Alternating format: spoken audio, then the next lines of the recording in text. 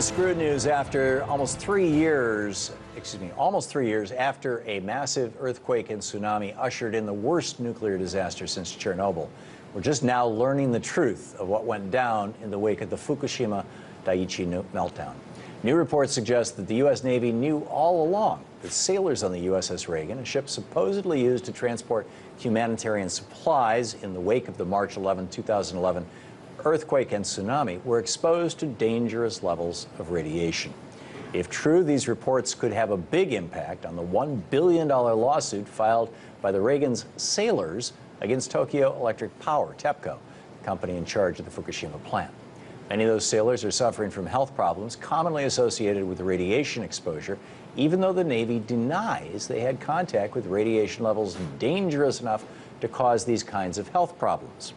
And while the sailors on the USS Reagan have had to worry about radiation-related health problems for almost 3 years, everyone on the Pacific coast of the United States might soon be facing exposure as well.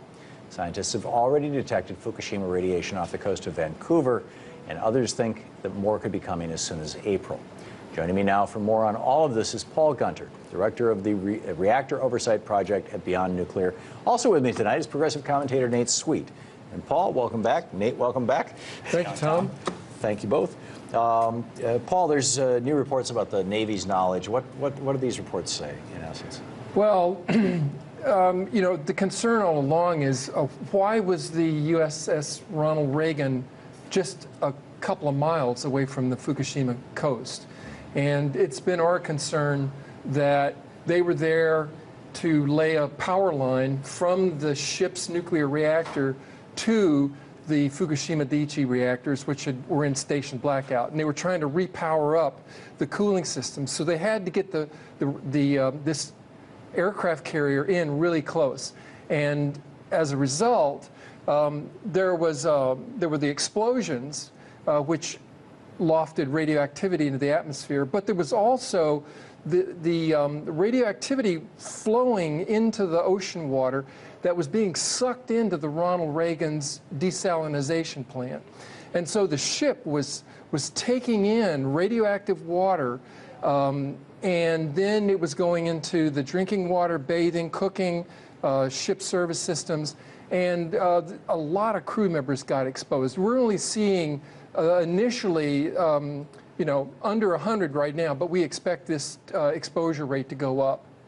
This is a nuclear-powered carrier, though. I mean, they have, my understanding, I mean, from watching the Tom Clancy movies, you know, is that when you've got a nuclear reactor on board, like on a submarine or an aircraft carrier, you've got all kinds of radiation detectors all over the thing, that if radiation is detected, sirens go off and people jump up and down with their hair on fire. And, you know, how come none of that happened?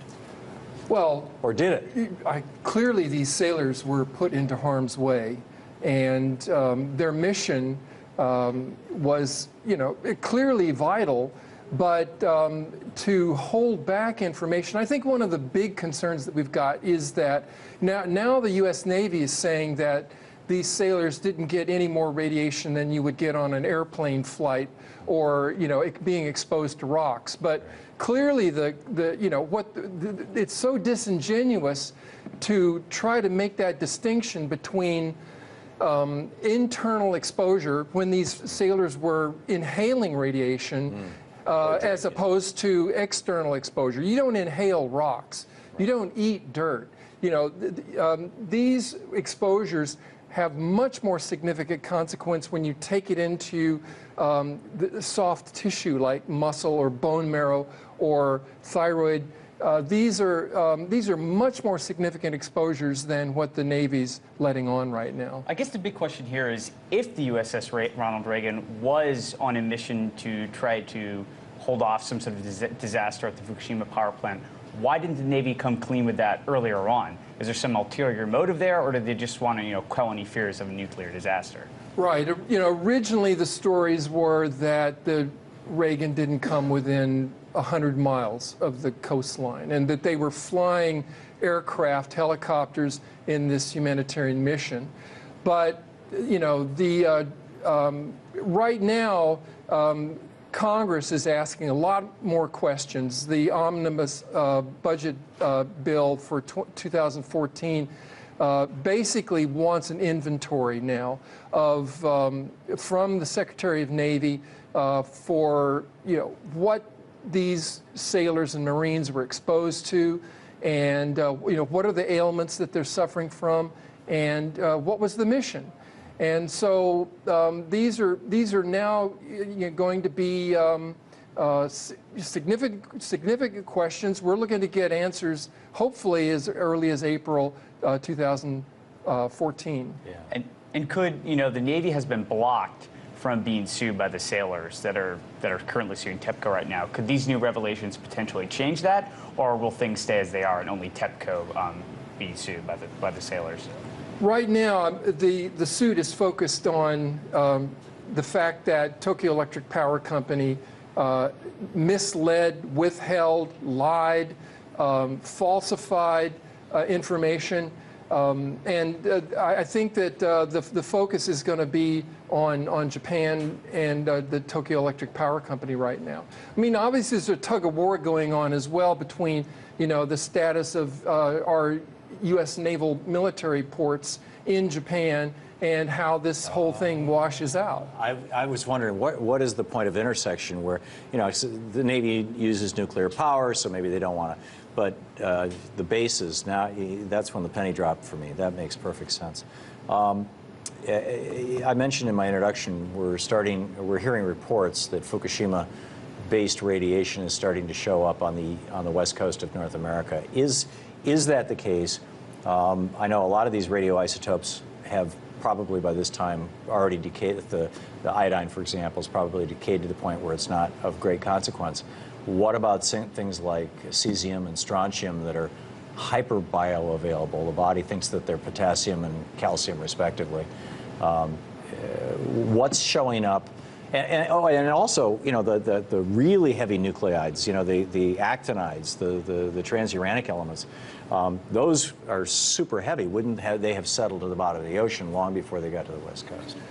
Well, I think that what we're seeing right now is the leading edge of the plume that has had several transport mechanisms. Initially, 80% of the radioactivity that was released from the Fukushima accident was to the atmosphere, and it blew out into the ocean. It rained out into the ocean. And then along about March 15th, 2011, there was a huge radioactive liquid discharge into the ocean.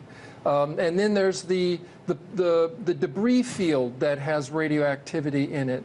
And now we've seen an ongoing discharge of radioactive cesium, a whole soup of radioactive isotopes that are feeding into this plume from ongoing discharges. Most recently, we're seeing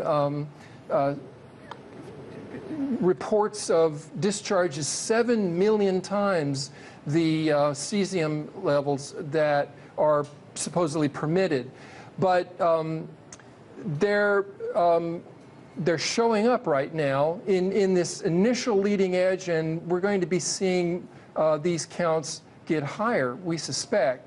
But the concern is that there's not effective monitoring right now. The government shut down basically all the monitors. Now we've just got these volunteer networks that are coming into being. And should anybody be concerned of any health consequences of the radiation coming into the Pacific Coast? Should people who eat food from that area be concerned of eating that food? Well, according to the University of Alaska, their Fisheries and Ocean Science Division, there's no definitive answer right now. These are still very early stages. The concern is, though, that we are seeing radioactive contamination along the marine food chain. Paul, pardon my interruption. We have just a minute. I wanted to get into the waste isolation pilot project. You guys are monitoring that in the minute we have left. Right. We have the waste isolation pilot project outside of Carlsbad, New Mexico. It's a Department of Energy facility for storing nuclear waste, principally plutonium, from the nuclear weapons facility. It was licensed for 10,000 years, but on February 5th, there was a fire down there. And now we have, just 15 years into the operation of this facility, we have radioactive plutonium and americium surfacing now, being evidenced in radioactive monitors a half a mile from the site, and just recently the announcement that 13 DOE contractors who were working on the surface at the time have now been internally contaminated by radioactivity. And plutonium is the most deadly substance known to man, and that's amazing. Paul Gunter, thanks so much for being with us. Thank you, Tom. And, thank you. And Nate will be back with us in our next block. Stick around.